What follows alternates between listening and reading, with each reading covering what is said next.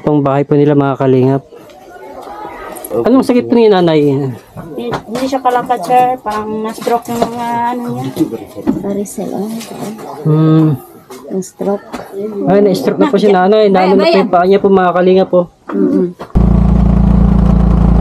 Ito mga kalingap, bali pa di bagong adventure na naman po. Gagawin po natin ngayon. Dito hindi gaano po mahirap ang daan. Samahan niyo po ako mga kalingap sa ating magpunta. Ito pang bahay po nila mga kalingap. Ayun. Siguro di po makalakad si nanay? Hindi po, sir. Matagal na yan hindi kalakad, sir.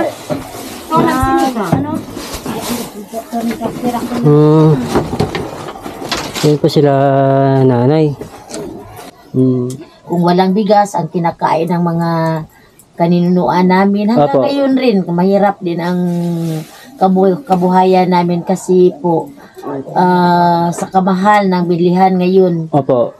Talagang hindi maka-cope up ang mga tribo kasi kami dito walang ibang lahi dito, puro tribo talaga kami dito po, sir. Opo. Kaya malapit po ang puso ko sa mga katulad po ninyo na mga katutubo. Kaya dito po yung pinili kong puntahan. Although Tagaluson po ako. Salamat din po. Pero dito sa Mindanao ang napili kong puntahan. Kasi po yung hanap buhay namin po dito, makikita nyo minsan sa bahay-bahay. Ang talagang hanap buhay ng mga tao dito is maggawa ng steak, ng barbecue, steak saging, ganun po. Kasi yan ang talagang madali na hanap buhay na ibigay sa mga magpunta, buyer. Pag hindi sila mag-ano ng steak, ng mga kawayan, is walang kabuhayan po talaga dito sa amin. Yung kawayan po talaga pangunahing hanap buhay niyo po dito. At saka po, yung mga kababayan natin dito sa community, hindi talaga makapokus na mag-ano ng mais kasi walang pambili ng mga fertilizer. Ganun. Opo.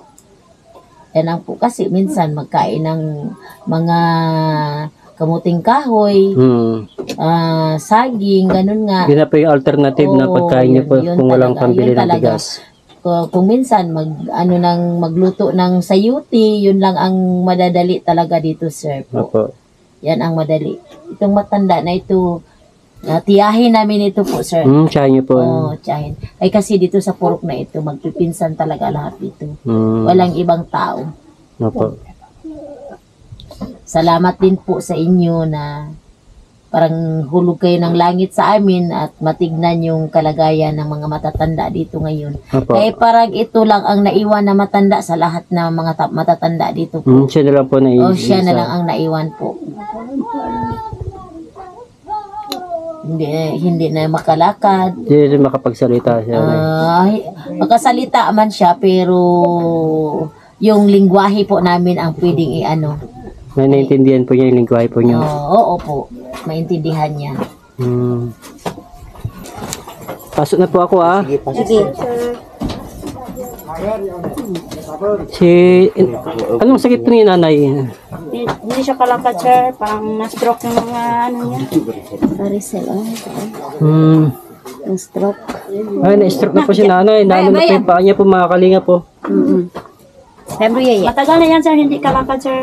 Sobra 1 year na hindi kalakad. 1 year na. Sobra. May ilan taon na po si nanay? Ano? Ilang pinag-year eh? 75, sir. 75. 75 na si nanay. Yung mister po ni nanay, ay patay na po. Wala akong mama, sir. Ay, mamaw niyo po siya. Yan yung mga anak niya, sir. Kayo po yung mga anak. Chairman. Ay! Asawa po rin ng chairman yung anak po niya pala yung anak yung sila chairman po dito sa purok na ito. So, sino pong kasama niya po dito sa bahay? Ma'am, lulangon. Dalawa sila yung anak niya lalaki, sir. Anak niya lalaki, dalawa sila. Pamangkin na isa anak. Yan, pamangkin. Sir, dito ka pa, sir. Pamangkin, hindi anak. Mahal ang anak. Kaya ko kunta. Dito po. Yaman na nang you of jire. Ang kutooro na Siya po pala, meron po akong Bim din eh. bigay kay nanay. Pagpasensya niyo po muna yun ha. Yan po muna ang nakayanan po natin sa ngayon.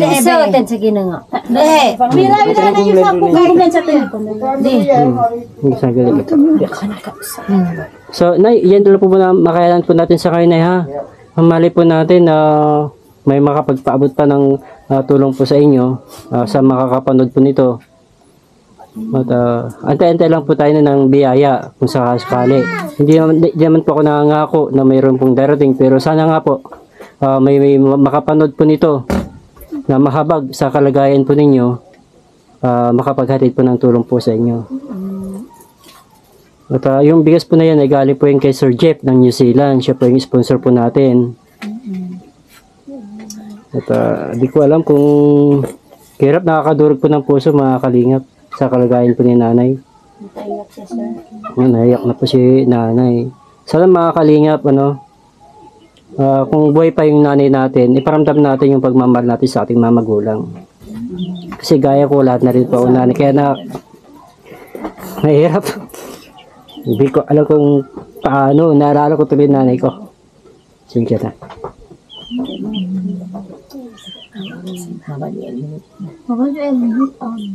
Ganyan din po nanay ko po noon. Ganyan din po kapayat.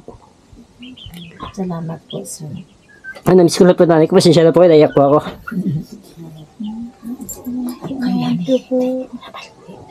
Mahalin po natin ang nanay natin hanggat buhay pa. Iparamdam po natin sa kanila ang pagmamahal ng isang anak sa kanyang mga magulang. Hirap. Turog po ako dito Oo, sir. Sa lahat po nang napuntahan ko dito po ako talaga nadurog. Durog po. Salamat sa Diyos po, sir. Hirap. Ay, babalik po ako sa inyo na at titignan ko ano pwede ko pong may ibigay po sa inyo, no?